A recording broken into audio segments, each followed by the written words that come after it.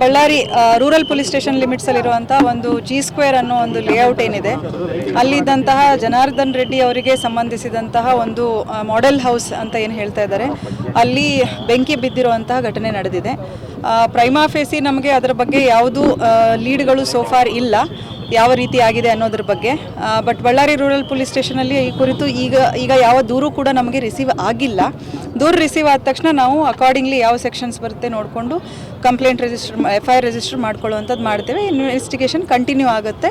ಮತ್ತು ಈಗಾಗಲೇ ನಮ್ಮ ಸೋಕೋ ಟೀಮು ಮತ್ತು ಫೈರ್ ಡಿಪಾರ್ಟ್ಮೆಂಟಿಂದ ಒಂದು ಸರ್ಟಿಫಿಕೇಷನ್ ತೊಗೊಳೋದ್ರ ಬಗ್ಗೆ ಕೂಡ ನಾವು ಟೀಮನ್ನು ಕರೆಸ್ಕೊಂಡಿರುವಂಥದ್ದಿದೆ.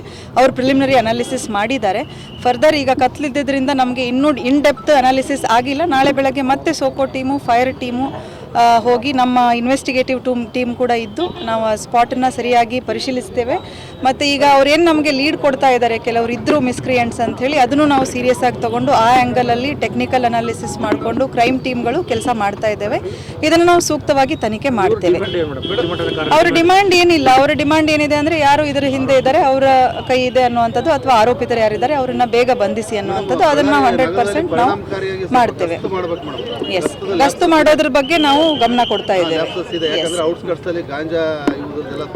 Okay okay okay, thank you.